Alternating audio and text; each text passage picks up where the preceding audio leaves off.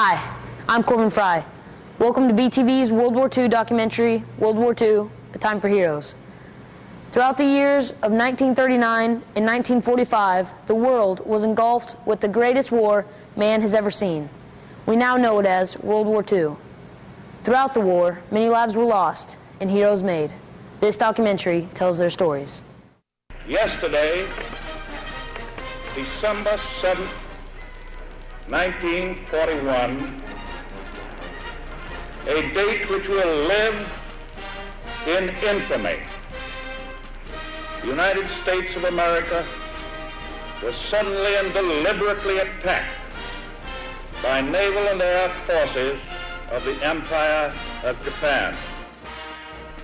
I ask that the Congress declare that since the unprovoked and dastardly attack by Japan on Sunday, December 7th, 1941, a state of war has existed between the United States and the Japanese Empire.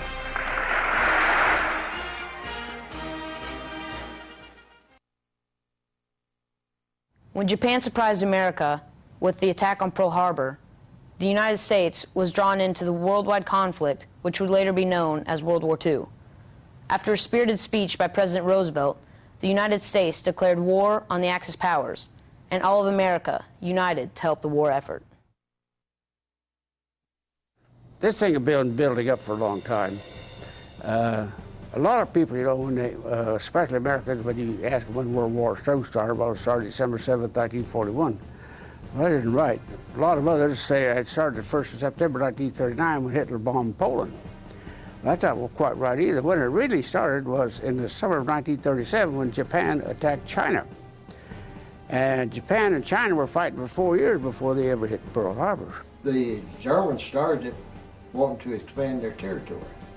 They went to conquer, they were going to conquer Poland, and evidently they had plans on England and Russia also. They were going to occupy Europe. They were going to control Europe, is what I think they had in mind.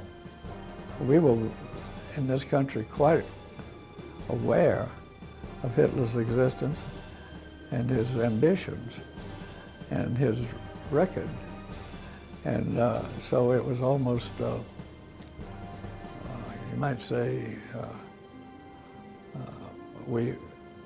most of the people, not only that, but he was sending his submarines close off the Atlantic coast of the United States, so that a lot of people that had yachts, wealthy people in the north who wanted to go toward Florida and all like that, they stayed at home. So it was, and of course, they saw what he was up to, and they knew that we were endangered, and that's why our government did make preparations earlier. Well, I'm not really well versed in that area, but we tended to be isolationists before the war, back in the 30s. Whatever was happening in the rest of the world, let it happen. We don't want to be involved.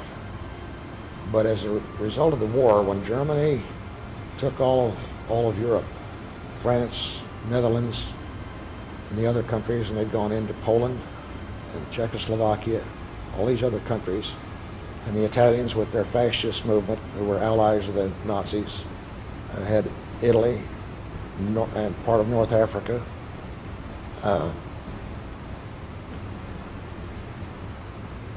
And England was threatened and nearly fell to the bombardments from the air.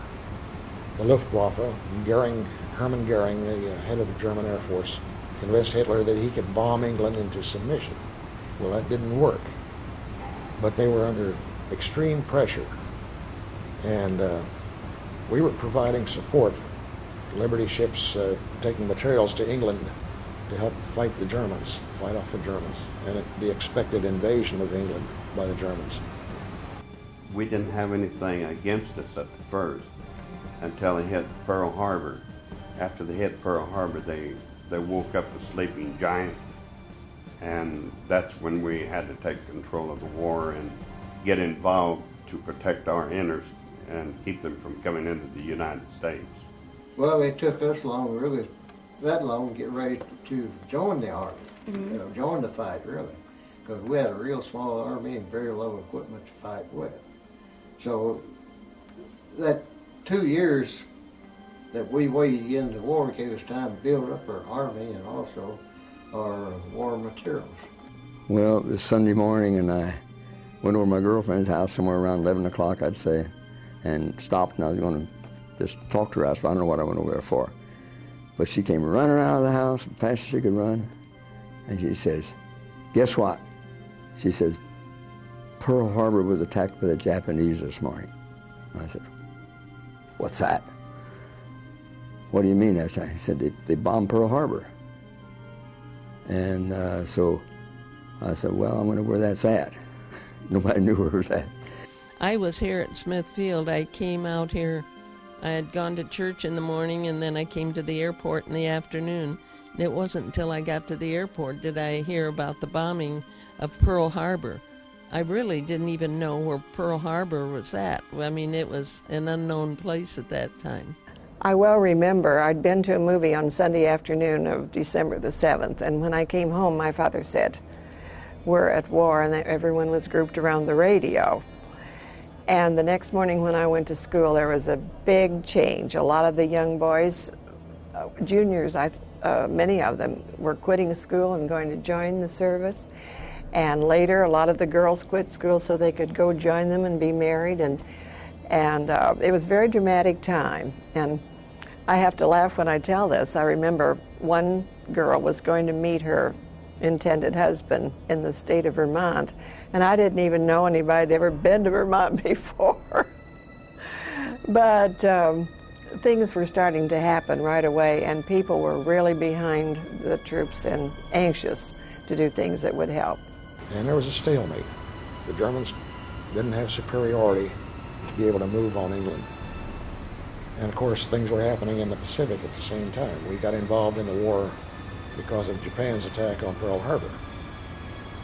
And Japan, Germany, and Italy were the Axis powers, the three powers trying to take over the world. Japan in the Pacific, Italy and Germany in Europe, Africa, and that part of the world. And the only real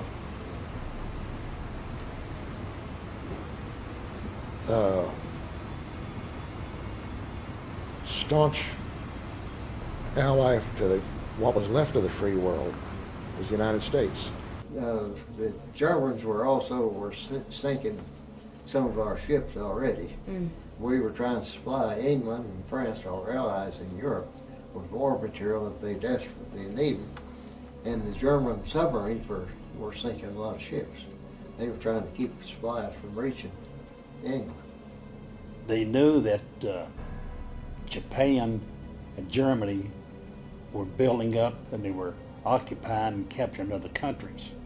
So we were decided that we should get prepared in case they would have an attack on us, which later on they did. So then we had to start preparing for it.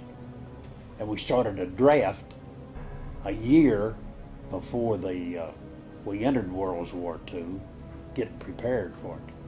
I don't think we would have got in war that quick, but we probably would have later on, because they was also hurting the shipping lanes, and it was hurting the mother country, which was England, and England was our mother country, and they was getting a lot of their ships sunk to the bottom of the ocean because of carrying supplies.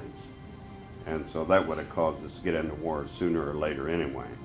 What I was on was the same set that was mobile, that they intercepted those planes at Pearl Harbor, or didn't intercept the planes. They did view the planes. What's the right word? They monitored the planes as they were coming in. And the people on the set was trying to get everybody in action.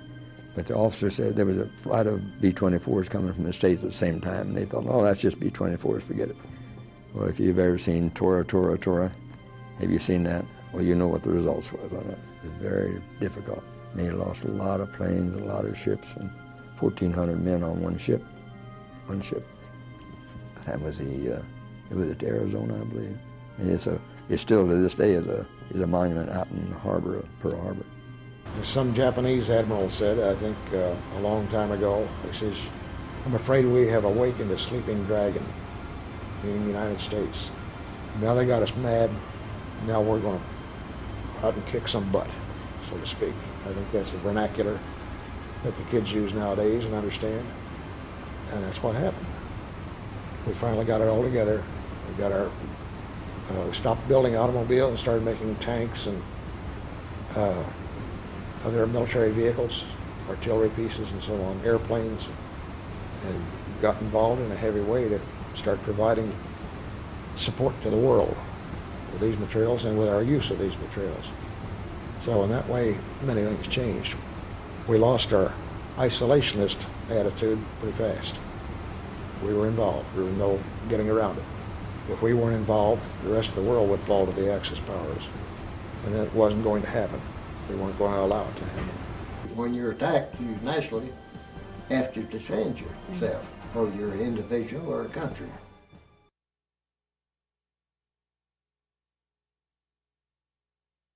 We wasn't deserving or wasn't ready or didn't need anything like that at that time, but I think the higher officials knew it was coming. It was just a matter of time.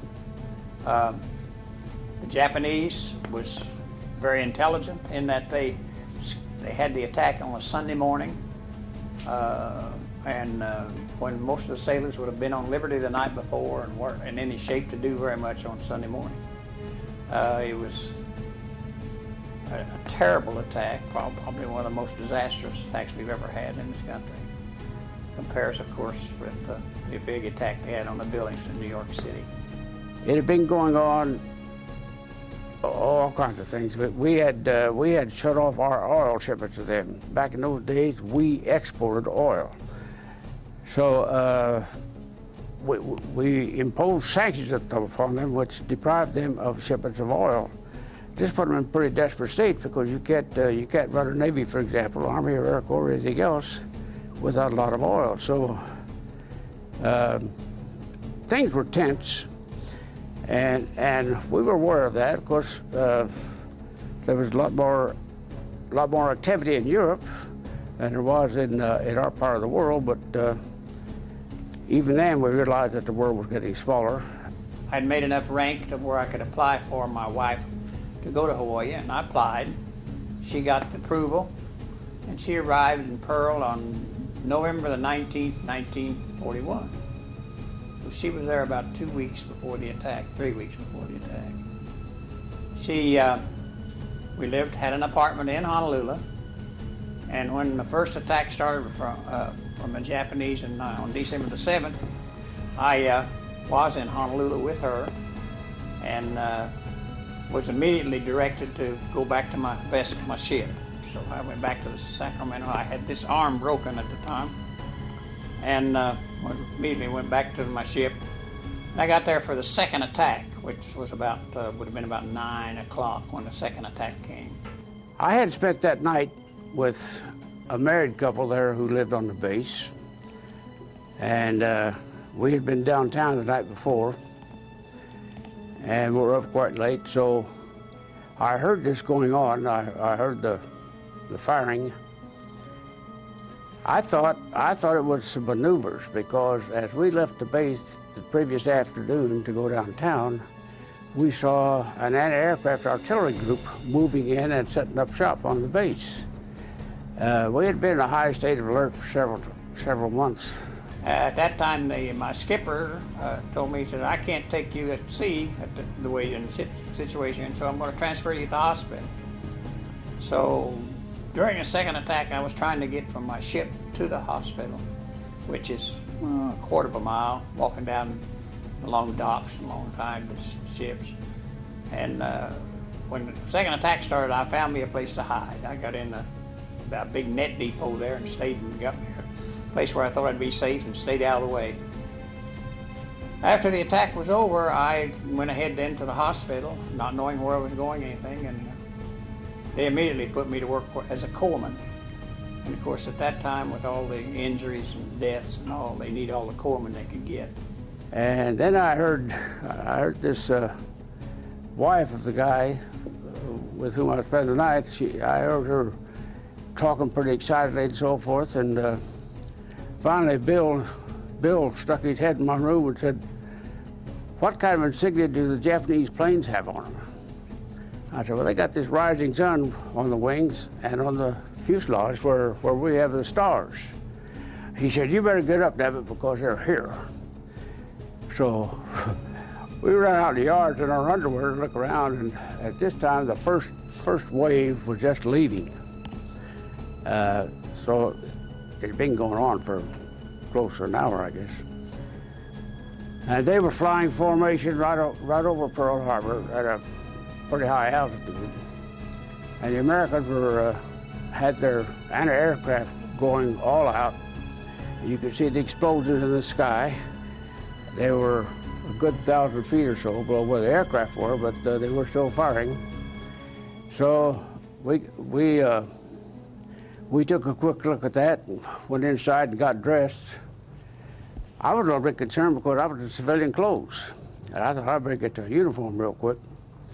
So Mildred had a bicycle that she used right around the base, and I took that bicycle to ride up to our barracks where I could get dressed.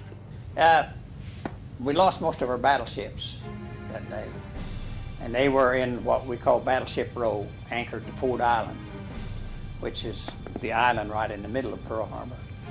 And of course, the Japanese, in order to sink them, they came right down. There was a big bay, and they came right down over that area, and all they had to do was just drop their torpedoes in the water, and they couldn't miss because the battleships were tied up, and we're just in a big long row. Planes were coming in from the south end of the base, and you could see the explosions hitting the ground, you know. That guy was coming right after me, and I saw the holes in the ground coming up, and then there was one in front of me, and then it jumped over my head. So I felt something about like a bee sting. I didn't know what it was, but I wasn't worried about it. Pretty soon they lit up, and we went on over to the headquarters. And we were issued a World War I type helmet. We were issued a .45 caliber pistol, and we also had a gas mask. And we were told that we were at war. So when I got over there, this piece of shrapnel had gone through my shoulder, and my shirt was bloody from this hole up here down to where the pocket came up. The pocket, of course, you know, was well, just like this. It was not a part of the basic part of the shirt, but the visible blood stopped there. It was in the behind the pocket. Many of the buildings and all were, Hickam Field was hit probably the worst of any place around Pearl. And of course, Hickam Field was one of the big air bases there. Ford Island, it was pretty well destroyed, and it was mostly PBY, small seagoing planes. My ship was not hit. It was tied up between, you know, piers sticking out like this. It was tied up between two piers and was pretty well protected. The ship on the outside, the Ogallala, took two bombs on one side of the ship, and of course when that does, that floods the compartments, and she was rolled over right there at the dock. And the fact is that even as short a time as 6 months after that attack, this attack was the 7th of December, 1941, the Battle of Midway occurred in early June, June 6, 1942. That's 6 months away. We whipped Japan's Navy at Midway in an epic battle, which was that soon. It was the key battle that turned the tide in the Pacific War. We sank 4 of their aircraft carriers. They sank 1 of ours. And the one that they sank, the Japs thought they had sunk at Coral Sea about 2 months earlier, and they couldn't understand how we got back there. So this poor battleship died, aircraft carrier died twice, as it were. But that didn't really hurt us. It hurt Japan. Japan could not build a new aircraft carrier like we could if they lost one. If we lost one, we'd build 3 or 4 new ones.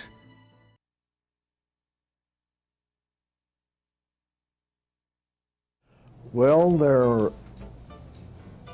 was a man that had a striped hat and stars on his coat and so forth that had a finger pointed at all the young men of that day, said, "I need you." And I went in the Army because I was drafted for service in World War II. Well, we were involved in World War II as a result of the Japanese attack at Pearl Harbor. And at that time, I was a student at Butler University in Indianapolis.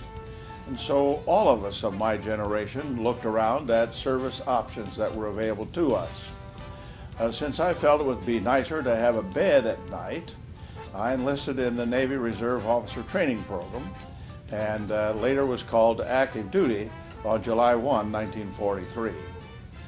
Well, I had started flying right here at Smith Field in 1940, and I had a license, and when the opportunity came along, I got the telegram saying my services was needed in I took advantage of it. I'd never been south before, so we got down here to Louisville, and I went by myself, had my special orders, which I was feeling pretty good about, and the rest of them went somewhere else, and I went on down to Biloxi. Well, a reservation had been made for me on the sleeper, on the Pullman. So I walked up in the station, walked up to the window in the front. What time is my train coming in? I'm feeling pretty good, you know, I'm going to be a cadet. So I walked around in the front of the station, and some black man came up and said, "Soldier, what you trying to get your head beat?" I said, "No, what do you mean?" He said, "You better come back here with the rest of us black folks."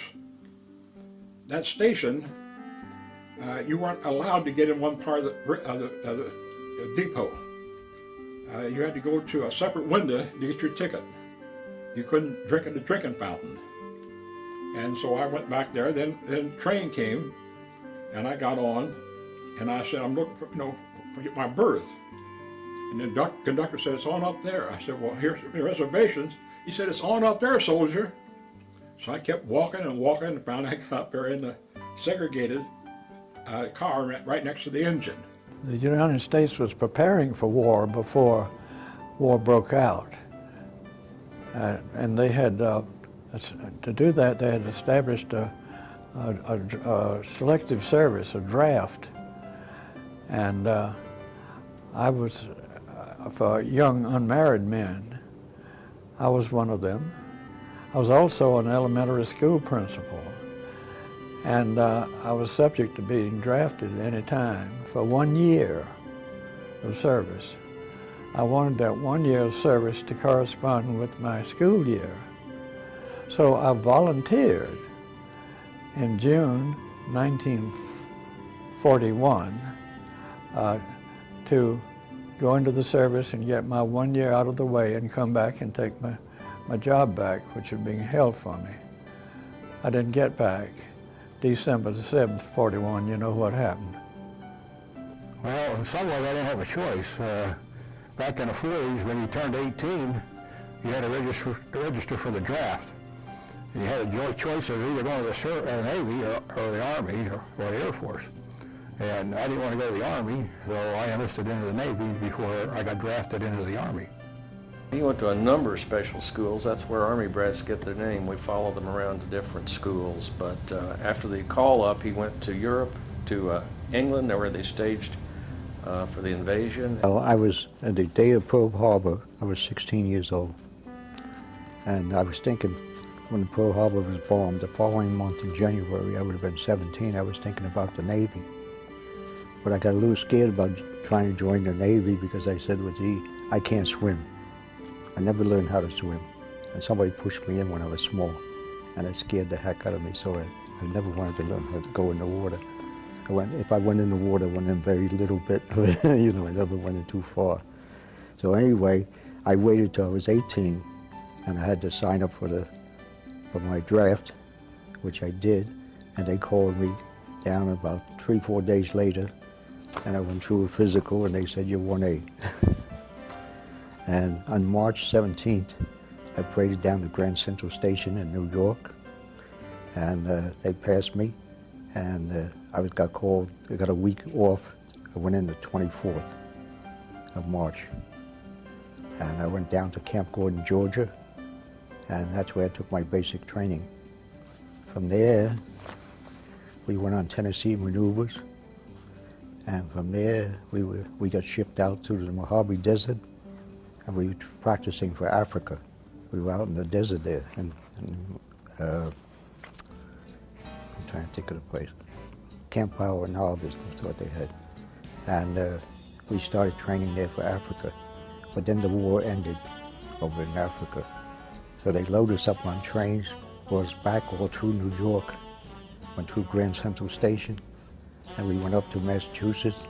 The town there is called Taunton, Massachusetts. And from there, we left to go overseas. I went home and talked to my buddy about it, and he said, let's go down and sign up for the Marine Corps. I said, well, okay. So we went home, and then a couple of days later, I was trying to figure out how I was going to tell my parents that I wanted to sign up for the Marine Corps. So I said, well, I don't know, I was out cleaning out the cow stable. I said, finally, I said, Dad, you realize I might want to join the Marine Corps? Well, he kind of willed it right there. He said, I knew this was coming. Let's go talk to your mother. And we went to talk to my mother. Then they took me down to Evansville, at the recruiting office next day or so. And my friend that was going to go with me, for some reason or other, he didn't go. I don't know why anymore. But anyhow, I signed up I went down to the recruit office, and I walked in there. They had a requirement of the height of a Marine. I think it was 5'7". Yeah, 5'7". Well, I looked down and said, I'll never make it. I'm only 5'2", I believe it was. No, 5'6". I was 5'6". And he said, I walked in there, I said, well, sir, I'm only 5'6", but he said, you'll be all right, come on in. Well, they were signing up by the thousands. They really was all over. I'll never forget that. People all over were signing up for the Marine Corps and the Army and everything, too. And so I went down to the recruiting office there, and they gave me a physical for a short term, just a short term, so make sure I could it is not a real physical. But they said, okay, now go home. He said, we got so many people, we can't handle everybody now. Go home and we'll send you a letter through the mail. They didn't have telephone much at that time. And we'll give you a notification when you come. So I went home, and I sat and waited, and every day I ran out the mailbox and tried to get it. And it took about 6 weeks before they finally got enough opening for me to get in. So then my parents took me down to the recruiting office again, and they gave me another short test, put me on a train up to Louisville. Now, how far do you want me to go with this introduction? No, yeah. Okay, okay. And up in Louisville, they gave me the final physical, and I never saw my parents for 3.5 years after that. Apparently I was going to be drafted if I didn't do something pretty soon, and I enlisted in the Navy in September the 17th, 1940 in Indianapolis, and was stationed in Indianapolis on recruiting duty for a short period of time. And then, of course, they had 3 divisions of Navy personnel in Indianapolis. They shipped them out about November of 1945, and I requested a transfer to go with them and received the transfer. And we went to Michigan City, Indiana, and picked up an old river gunboat, the USS Sacramento, the PG-19. Didn't have much armament on it, but just at that time it was a training vessel for naval reservists. We took that ship out through the Great Lakes and St. Lawrence Seaway to Boston. Spent the winter of 40-41 in Boston, and was reassigned our home port to Pearl Harbor, Territory of Hawaii. And we left Boston along, I'd say, April or May headed towards Pearl Harbor. Of course, we had to go down the East Coast, stopped in New York, Norfolk, Guantanamo Bay, Cristobal, that's one side of the Panama Canal, and Panama City, then up to San Diego, and ahead to Pearl. Arrived in Pearl about September of 1941. And we was on duty there and assigned to various small trips and so forth. Of course, we wasn't at war at that time with anything out there. When I was in University of Wisconsin, and in 1941, I was member of the 1941 NCAA championship team in Wisconsin. We beat Indiana, incidentally. But anyway, I was in Wisconsin, going to school, and the war started. And I was in physical education. I wanted to be a coach at the time, but I decided that a little later on I was going to change into recreation and physical therapy. And I was getting some physical therapy training, and I was going in the Army to a veterans hospital. You know where they are, in a veterans hospital. And I happened to have to give a physical exam. And I want to enter, because at that time, everybody wanted to go in the war effort. It's not like the other wars that we've had. This was concerned. We thought the Germans were going to come over to our own country, and we had to turn the lights down on the East Coast. It was very dramatic. It was a war effort that everybody was involved in, everybody was concerned with. So I thought, well, I got to do that.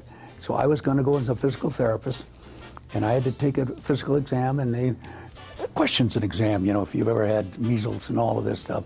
And I said, well, I broke my bone, and I've dislocated my shoulder playing basketball 4 or 5 times, and I had a broken collarbone in football. And I a little later got your 4F. You can't go in. So we didn't have computers. They couldn't follow that exam. So I went to Milwaukee 2 days later into an Air Corps recruiting office, and I went through and took the whole thing, and they asked about the physical, and I never told them a thing. I'm just fine. And I got as a cadet at the time. And I had never flown a plane in my life, and I was a college student. I'd been 2 years in school, and all at once I had to leave my sophomore year at the end of that year to go in the Air Corps. At that age, and some of you are getting that age now, I was eager for action. I wanted to get where it was, you know. So I knew that the National Guard was going to be conscripted into federal service. So I figured that's the best thing to get into there, because it was supposed to only last a year. And they had a song that came out at that time, "Goodbye dear, I'll be back in a year," which was a big lie because I got back 5 years later. But I got in the National Guard so that I could get in the Army and see some action. I certainly do. I was 2.5 when it happened, but my dad was on active duty at Mississippi at Camp Shelby, and we had gone away for the weekend to Gulfport, Mississippi. When the war broke out, they announced over the radio, all soldiers return to your base immediately. The United States may be under attack. And I think my dad thought he was Parnelli Jones or A.J. Foyt or something. We got back in real short time, so it's pretty indelibly etched in my memory, that ride back to camp. Well, I volunteered originally when I was living in Chicago, hopefully to get a commission. But I couldn't pass the physical up there, and they said maybe if they send my application to Washington, they'll approve me over the failure to pass the physical. So my wife and I and baby came back to Indianapolis, where our home originally was, and at that time, if you recall, if your application was accepted, you had 48 hours to report to duty. So that's why we came back to Indianapolis. Then after I'd been in Indianapolis for some time, I got word that I had been turned down, period, that I was not fit for sea duty. So then I waited, and when my number came up, I went down and they assigned me to the Navy, and I was fit for sea duty as an enlisted man, but not as an officer, a distinction I failed to understand. and ultimately was assigned to a destroyer escort. I went to the University of Illinois for undergraduate work because I lived closer to Illinois University than Indiana. And then I went to graduate school at Ann Arbor, University of Michigan. And I went back to Illinois University to do postdoctoral work. And I worked on natural products there, things like alkaloids and medicinals, that sort of thing, that are extracted from plants and animals. And then I got my first job offer at the University of Pennsylvania. That's right in the middle of Philadelphia. And I started there in the fall of 1941. I enlisted in January of 1941. I wanted to go to machinist school, and that was offered at Chanute Field. And when I enlisted, the post was closed, so I didn't get to go to Chanute. They sent me to Jefferson Barracks outside of St. Louis, and I was there until May of 1941. While we were there, we lived in what they called Tent City, and it was in the valley, and we had stoves in our tent. As I remember, there was about 6 men in a tent, and there was stoves in our tent, and somebody came around at nighttime, kept the fires burning. And in the morning when we'd get up, we would blow black stuff out of our nose, and it was just a low cloud of black over our tent area. I was working in downtown Chicago in a bank when this program was started. Miss Lucille Petrie was the head of it, and President Roosevelt felt that a lot of our professional nurses were joining the service to go overseas and that our hospitals were going to be short. So they started this program to recruit young women at that time, mostly women, to become student nurses and staff the civilian hospitals. And so I joined the fall that it started and went into nurses training at Michael Reese Hospital in Chicago for a 3-year nursing program, and our only obligation was to remain in some kind of nursing until the end of the war. And it so happened that the war ended before we finished our nurses training. Well, when we went to Sweetwater, Texas, there had been male pilots there being trained. Our training was just exactly the same as theirs. They did unusual attitudes, they did whatever needed to be done. Our physical setups and things was the same as the military. Now, we went through training in 6 months, where the fellas went, it takes about 9 months to train a pilot. But this was because I had a license before the war. I started flying in 1940. I was drafted in 1942 because back then, whenever you was that age and they was fighting a war, you were drafted. You had to go. And of course then they wanted fighters, and the biggest part of them went to the infantry. And that's where I ended up in Camp Phillips, Kansas, training endlessly.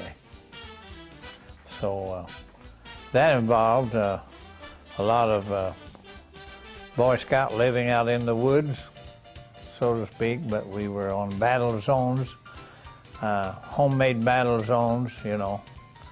And we went to the Tennessee maneuvers back then. When they got the divisions ready, they taught them in the mountains how they was going to be fighting in the mountains over in France and Germany. So that's really where I got my training, and also in Camp McCain, Mississippi. I was 18 and a half, 6 months out of high school, and I joined up in November of 42 and was called to duty in January of 43, and then went on to flight school, which lasted about a year. No, I was drafted. In what year were you drafted? I was drafted May the 19th, 1943. And what did you do after being drafted?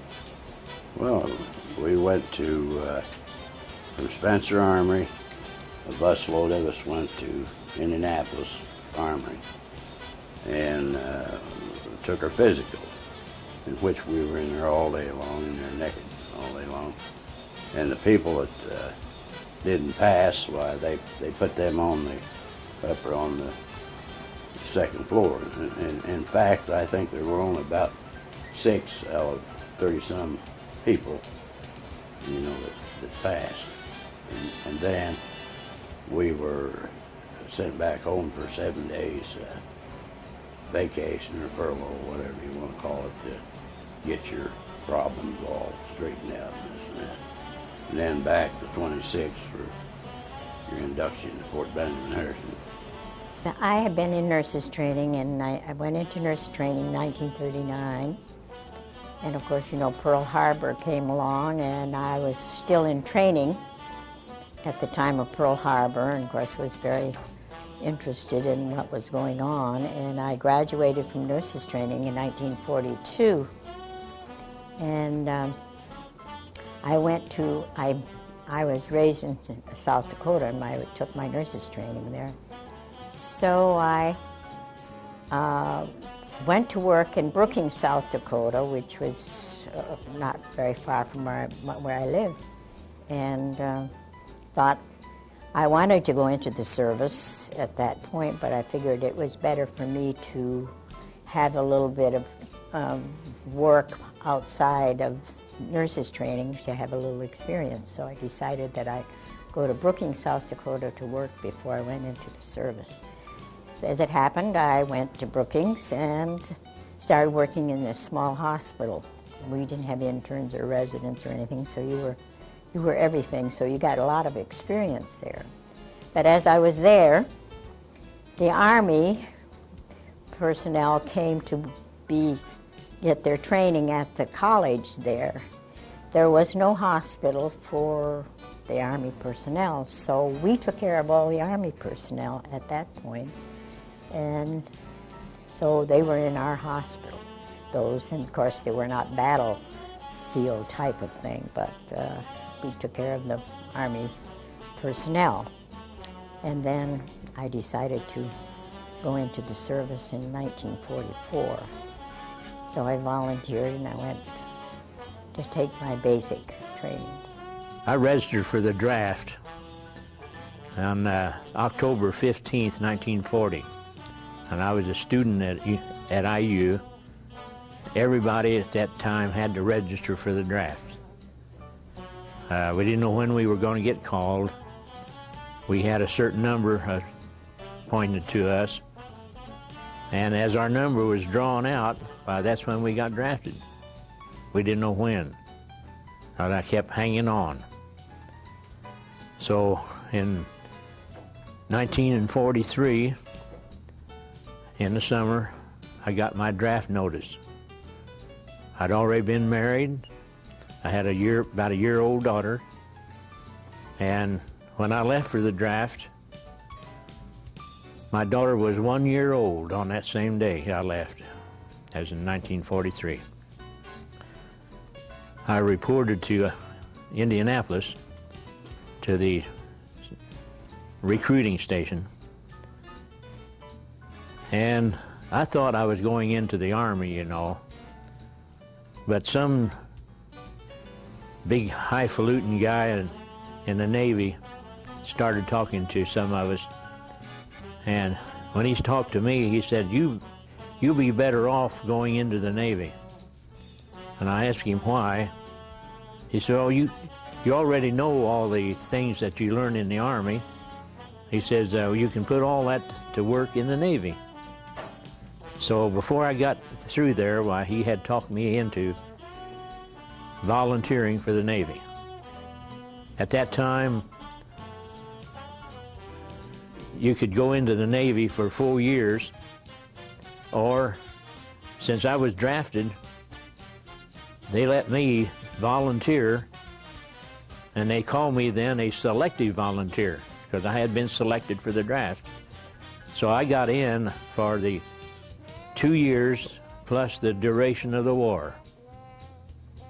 And I was in there at that time till I got out. I was in there 2 years, 2 months, and 20 days. But I counted every day.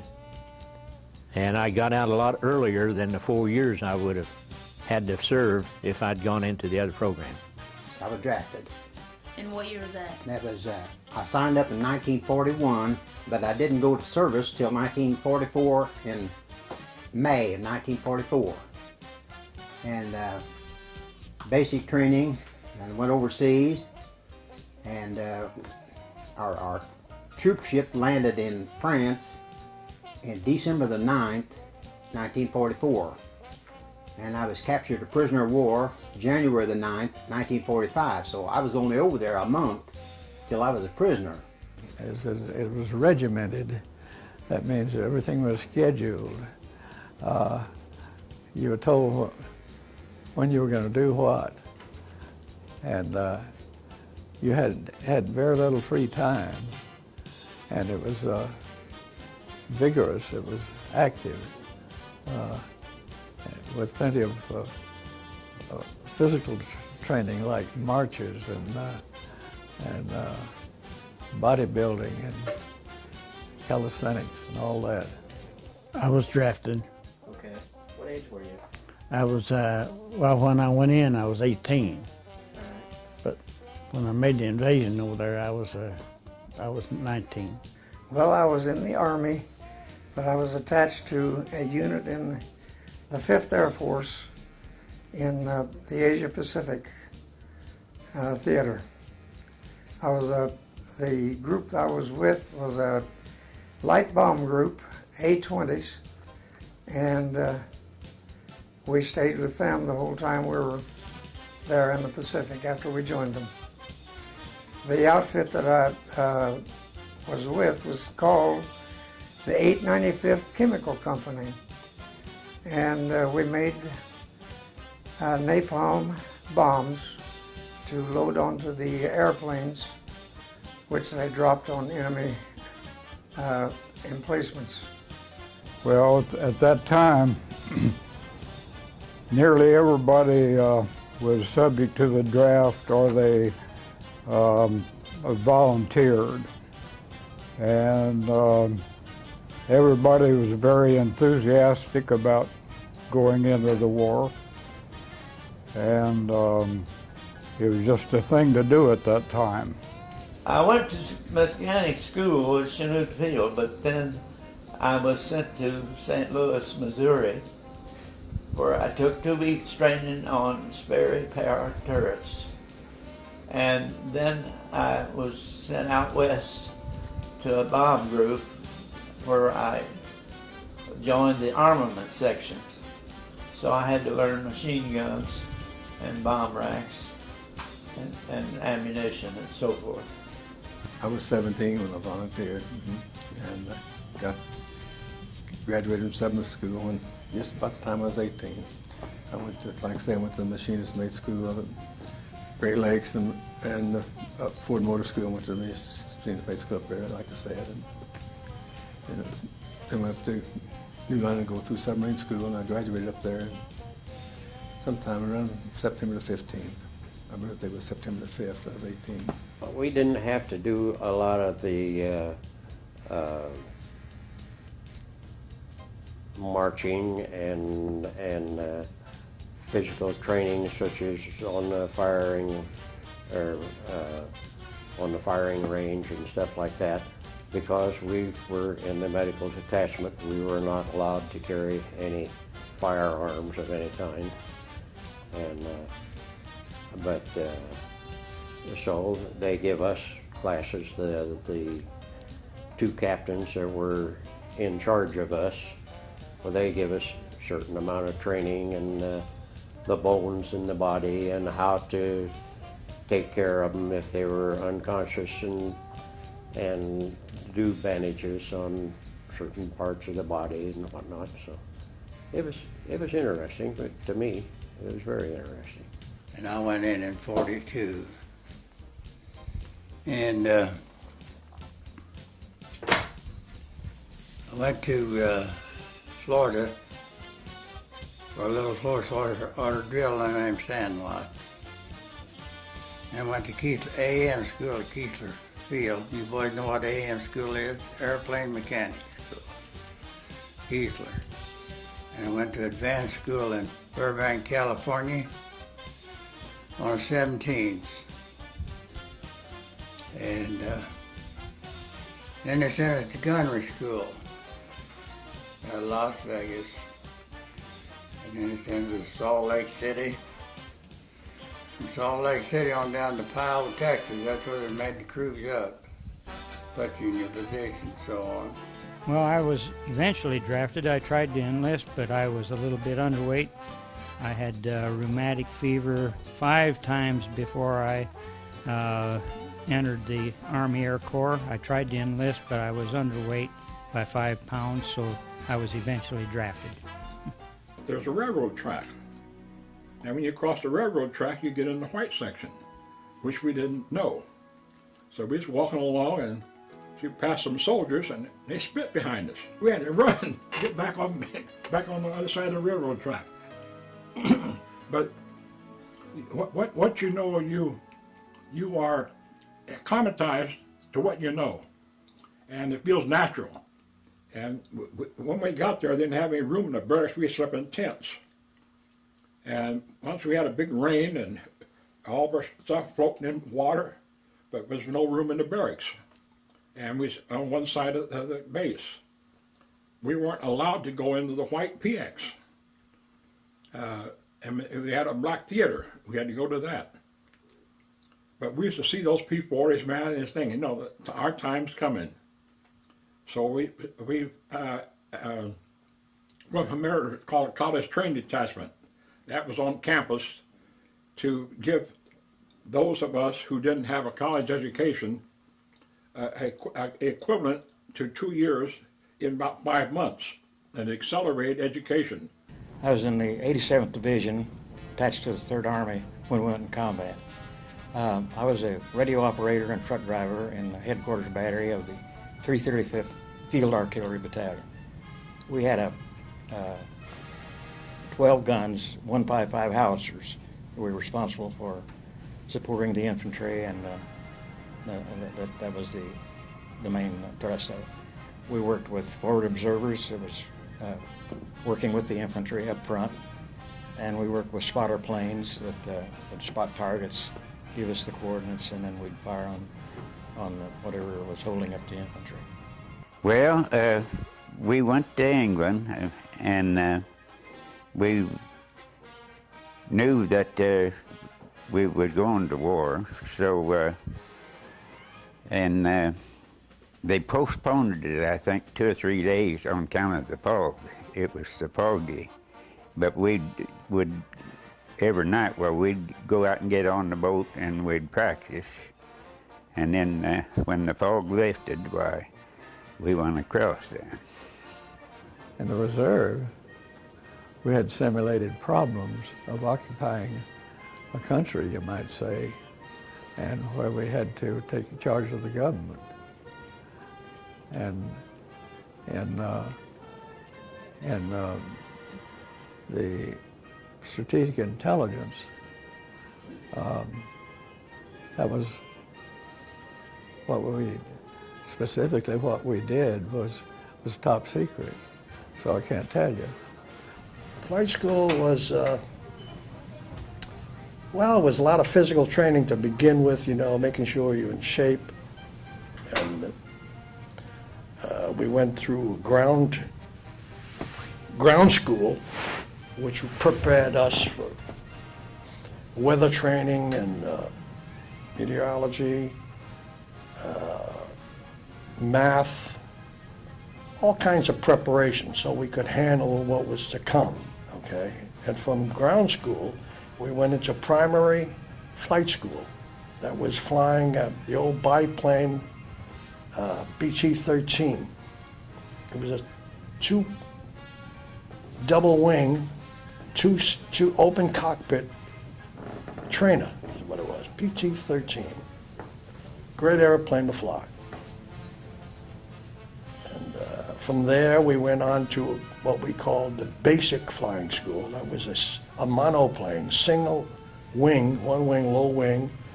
It was an enclosed canopy, 2 seats, the instructor up front, always the instructor up front, the student in the back seat.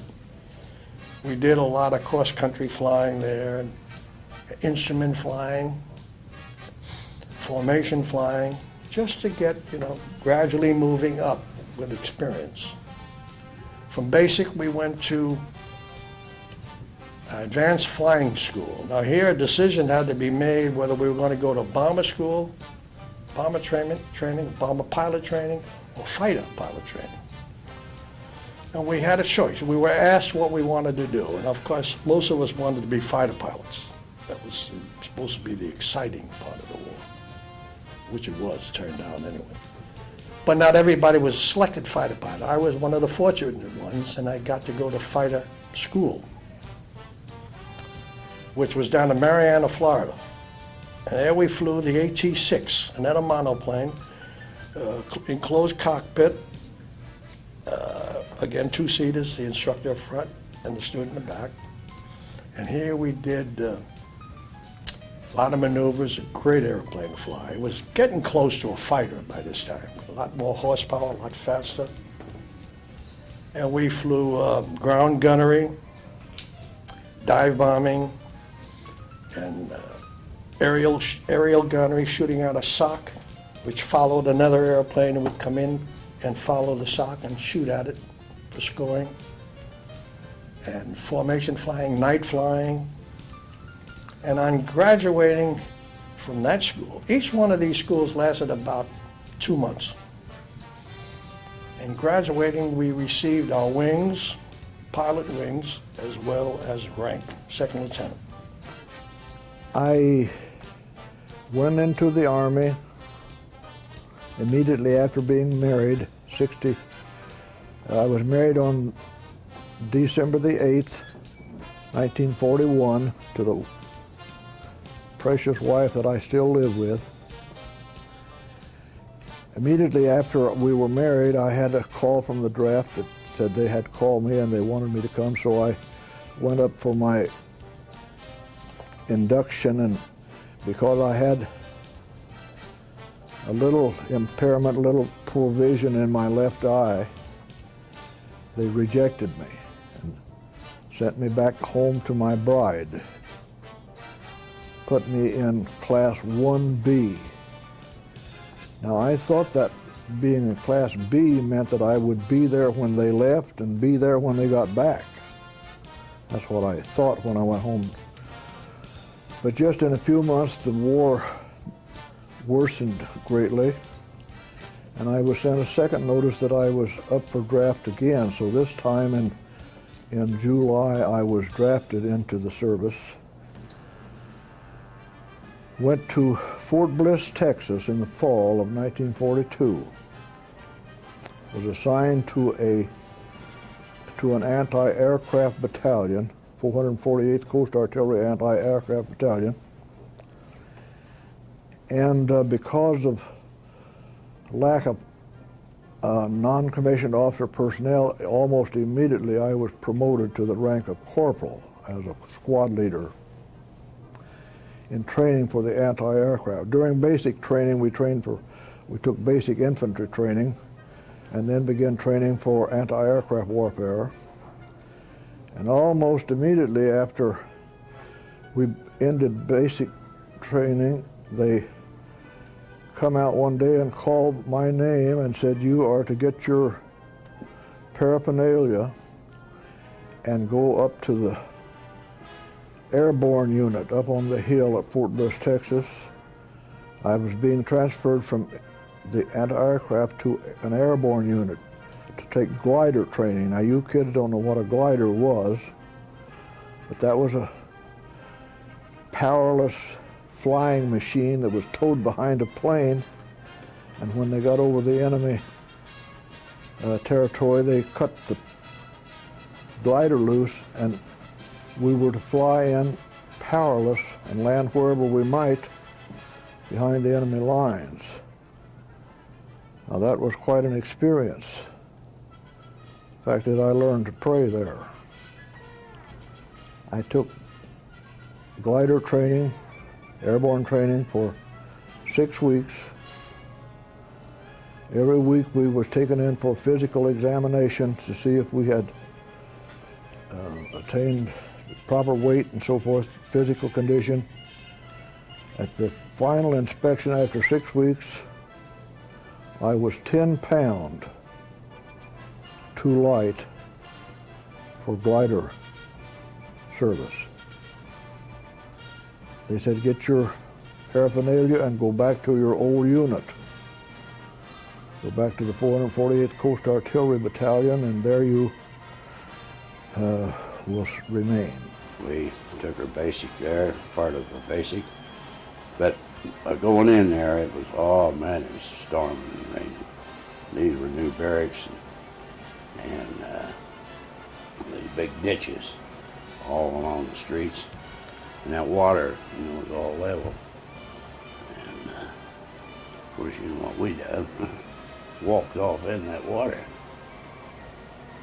And you got in the barracks and about 3 o'clock in the morning, and then 5 o'clock out, get out, out of bed. You just get in there, get your bed, and get to sleep. And then all these old cadre were 19, 30, 35, 36 people, and they were down in Pearl Harbor whenever they bombed Pearl Harbor. And man, they were rough. Anyhow, they sent me to a bosun's mate school.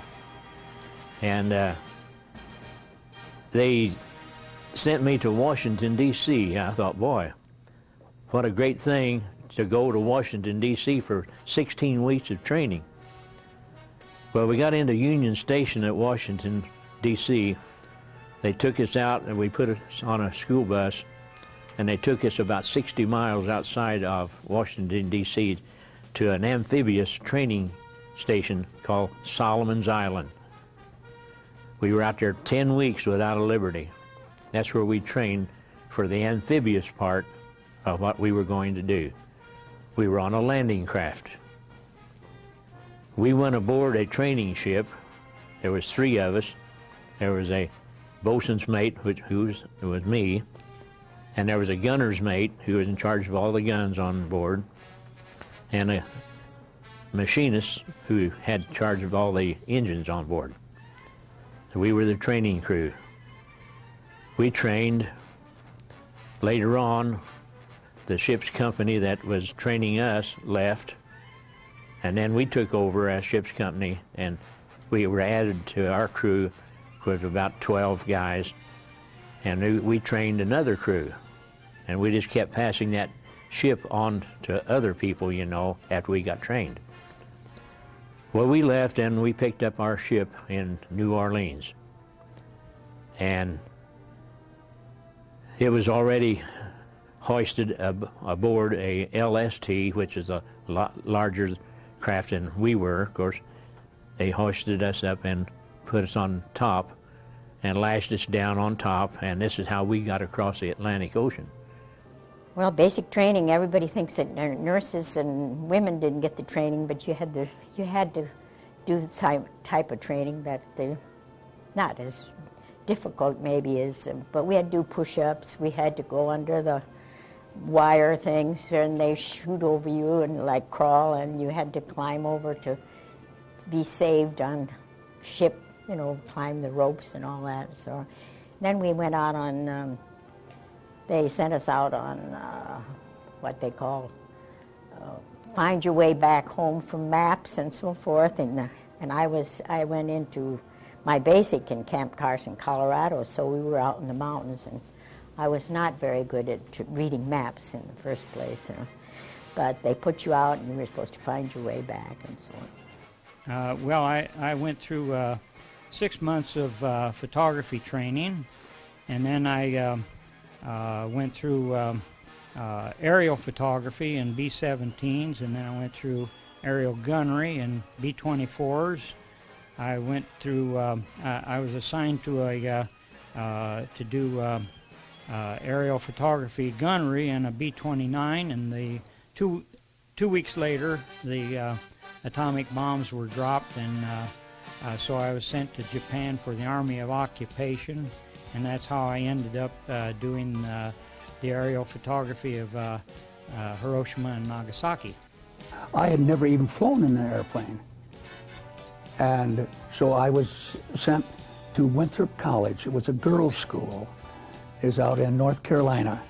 And it was about 1,100 girls, and we had 300 cadets there. And we were supposed to get basic training because a lot of the people going in were very young. They hadn't got any college education and training. And so they were going, and we were taking basic courses like we got in freshman in college, for example. And so they found out I had 2 years of college, and 2 years they pulled me out, 2 weeks extra, and I almost cried because that was kind of a nice place there. 1,100 girls and 300 boys. We couldn't be in the street with them, but we could see them and smile with them, and we were invited out to dinner. And so I went to Nashville, and so I went through all the battery of tests, 2 days of tests. And all at once after the test, just came out, here's a list of all the people here, and my name was on a twin-engine plane pilot. Some of them were navigators, some of them were bombardiers. You know, they got different things. So all at once, I was a pilot. I didn't know what I was going to be. At Winthrop College, I got 10 hours, got 10 hours of flying a little Cub airplane. You know, you've seen them out at the airport. And I soloed there. So that's my first time I was in an airplane. It was exciting. I didn't know any, but when you're younger then, that's all, everything's exciting now. Well, it was mostly lectures, and then we'd have, we were assigned to the floors, and we would rotate from the medical to the surgical to the pediatric to the psychiatric and to the communicable diseases, which we don't have very many of those anymore, but we did that. And we had uniforms, and we were issued uniforms and had some privileges, but we weren't really in the military. 1st of May, I went to Chanute Field, and I knew a fella was there. He was from near Auburn, Indiana here, and he seen my name come across his desk, and he seen I had mechanical drawing at Tri-State University in Angola, and he asked me if I wanted to go to the drafting room. I was sure that beat KP altogether a lot. So I worked in there until, I don't remember how much, couple, 3 months I believe it was. Then I went to machinist school at Chanute. We had a submarine school, and they just give you all kind of deals about what makes a submarine, the buoyancy of a submarine. You know, like yourself, you know what makes a submarine float on top? It's air. See, so you have to have air around the tank. They got a hull, and they got got another hull on the outside of that, and this other hull that's filled full of air. And you let that, when you want to go down, you open the vents up and flood the outside compartments, and down you go. Now you have to be sure you got the right buoyancy for a certain depth. You know, it all depends there. So you have to train that, and then you have to train to know how to run lines from one place to the other, because then when you got assigned to a boat, when it's a new construction, as it was being built, you had to know where every line went. And it was the air lines and everything, and the hydraulic lines, and how you could, and which one's the most dangerous, most apt to give trouble. So there's always someone more prone to trouble than the others. When I was in OCS, which is Officers Training School, we get up 5 o'clock in the morning. We'd have 30 minutes of close order calisthenics. Then we'd go to breakfast. Then we'd have classes all day. And then we would have more classes until about 11 o'clock at night. Now, we had a couple of West Point students came there, trained with us. And one was named Rivers. But they couldn't get their own training because they were black at West Point. It's like B.O. Davis. B.O. Davis, although he was a West Point graduate, he couldn't go to white flying school, and he wanted to fly, and so they finally got to school, and that's how he came to Tuskegee. Now, his father was a general in the regular army, But he was a West Point graduate. I don't know if you know the story about him or not, but all the time he was at West Point, he had his own room. He was ignored completely. No one even speak to him. And under those unusual circumstances, he prevailed. And it's because of him, Tuskegee Airmen became what they became. See, the Army has a great many support services, and for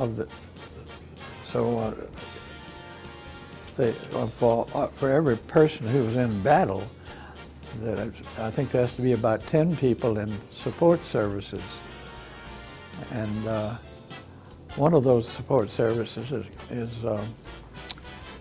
is field artillery, which goes into battle, of course, and it can be dangerous. So at no choice of mine, the Army, by its process of examining me and selecting me, sent me for basic training in field artillery, which ordinarily would be a cannoneer. But the artillery had their support services, such as they had to have communications, telephone, radio, surveying, and that sort of thing. So when they looked at my test, they saw that I had experience in music, and they thought that correlated with the ability to learn Morse code, and radio used Morse code on the battlefield at that time. So they sent me to a special battery to learn the Morse code, or radio battery. After about 5 months in the infantry, why, I would do almost anything to get out of the infantry. So I volunteered to go into aviation training. And I went to flying school in Texas, which lasted about 9 months. After I got through flying school, I was sent to a bomber group for further training. When I got back there, they had finished their training for aircraft, anti-aircraft work, and were ready to be shipped overseas. That meant that since I had not trained with them in anti-aircraft, I was not eligible to go overseas. So I missed that shipment. Almost immediately, I was promoted to the rank of Staff Sergeant and was shipped to Camp Hahn, California as a cadreman. A number of people went to that camp to form officers and non-commissioned officers to train new recruits as they came in to the Army. I spent about a year and a half in Camp Hahn, California, training new troops in anti-aircraft service. And finally, at the end of about the latter part of 1944, they decided they had too many anti-aircraft troops, and they decided to send me back to the infantry. I was sent back to Camp Howze, Texas. Took 6 more weeks of infantry training, or several weeks of infantry training, and then in early year of 1945, we were during the Battle of the Bulge, we were shipped out to Europe.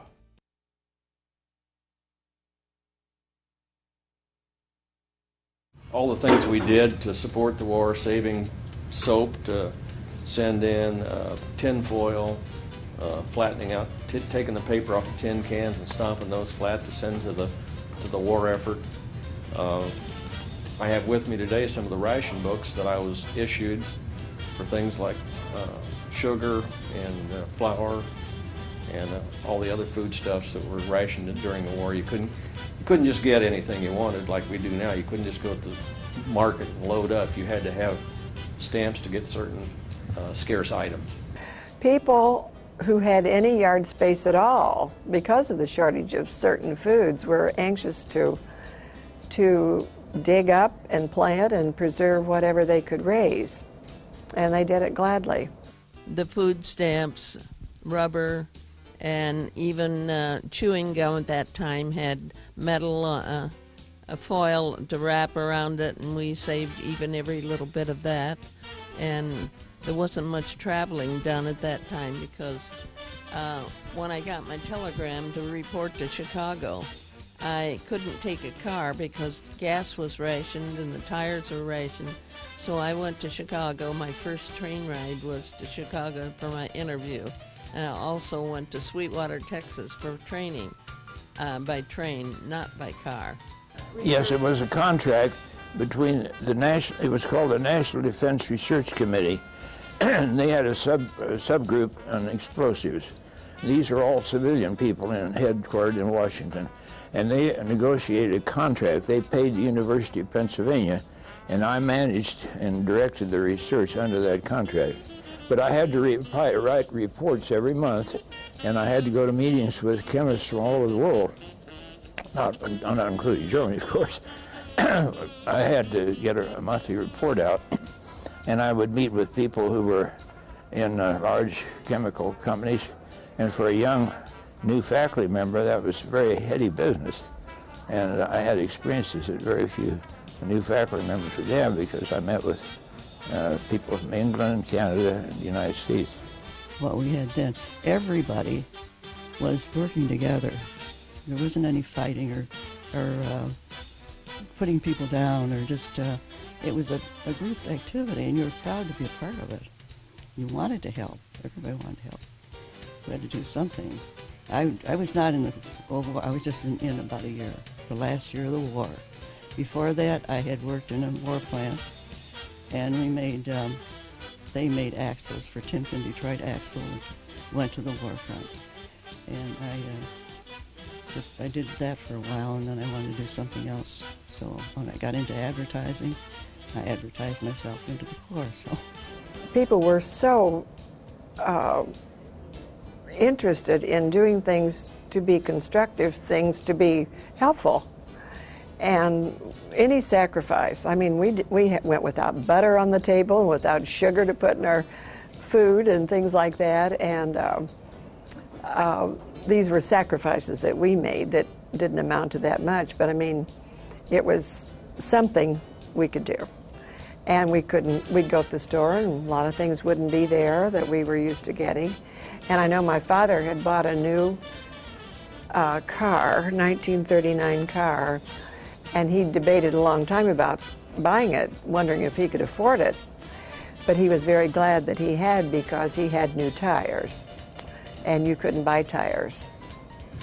Well, we raised money for war bonds. Kids couldn't maybe afford a bond, but they had these little things you could buy for a dime that stamps instead of bonds. And we try to raise money for that to help support the war effort. Got enough stamps, you could buy a bond. Oh, the newsreels, yes. At the theaters, they would always have this Paramount News, the same music that came on, and the very dramatic voices. And it would be what we're seeing on CNN or some of the stations now, just the details. So we just tell you about the war, what was going on. But it was, I don't remember so much criticism, and I like that. I'd like to see us a little bit more supportive of our troops today. With the civilian population at home during the war, who made great contributions, and women worked in industries to support the war, and and people bought war bonds they sacrificed by not being able to have gasoline very much, and other types of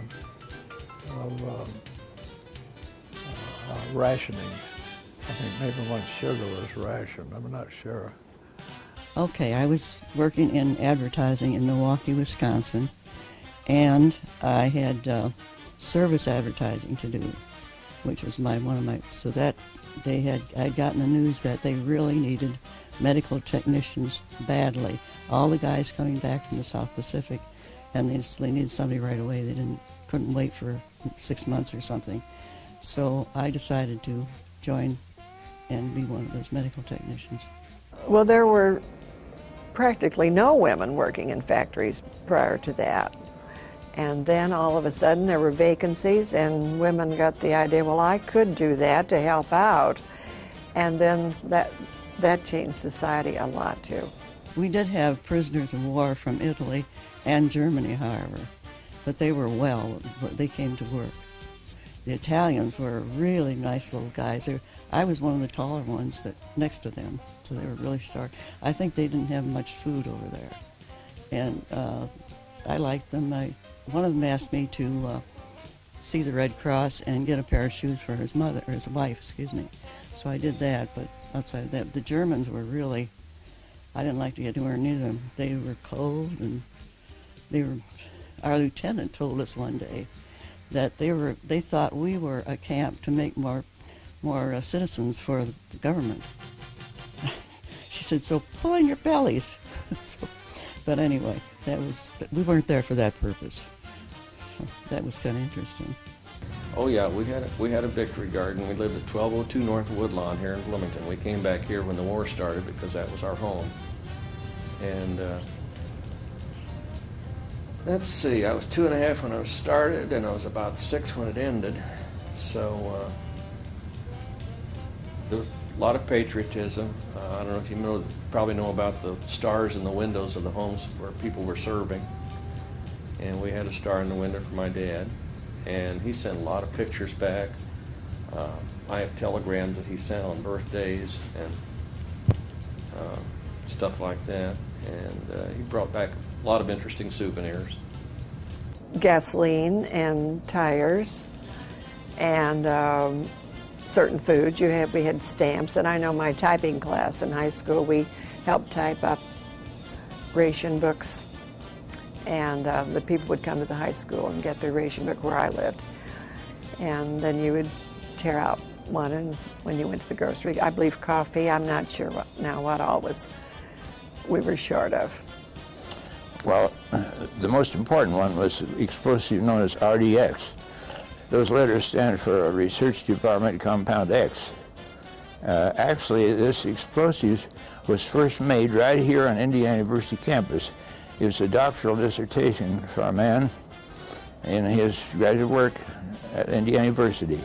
And he called it cyclonide, and it was an extremely powerful explosive, far more explosive than the explosives that had been used by the military before.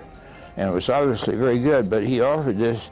He took a job the rest of his life with the military in their research department, and he tried very hard to get them to introduce or to accept RDX and make it an official explosive. And the generals after World War I weren't very interested in research, and they said, well, it's too hard to make, it's too dangerous to handle, and we don't think we need it. And so Dr. Hale, that was his name, Dr. George Hale, published this in a magazine that's distributed all over the world, the Journal of the American Chemical Society. He published all the details, and all over the world, all the military establishments all over the world started doing research with this new explosive. And some of them had terrible explosions doing it. They were often careless. But at any rate, when Hitler began to become very powerful in the 1930s, the English got extremely worried because they had practically no preparation for war either. They were like us, they'd practically dismantled their military. So they started research, and they picked on this explosive cyclonite that had been made here at Indiana University. And they developed the engineering plant. And that engineering, those plans for a new plant were sent over in a submarine to the United States in a black box when Franklin Delano Roosevelt promised to help the British by giving them 50 old warships. They called us Lend-Lease, and we did in fact transfer the ships, but that wasn't the whole part of the Lend-Lease agreement with England. We also secretly were helping them with research in explosives and defense against poison gas. There was a great deal of worry that the Germans would use poison gas. And you know the Germans did develop a very potent nerve gas, so potent that it would, one drop on your hand would kill a person in a very short time. So there was a lot of concern that we were not prepared and that England was not prepared. And all this information that England had was sent over with some very important people to the United States. And the DuPont company was then hired to build a big factory to make RDX right here in Indiana. Everybody had to do their bit.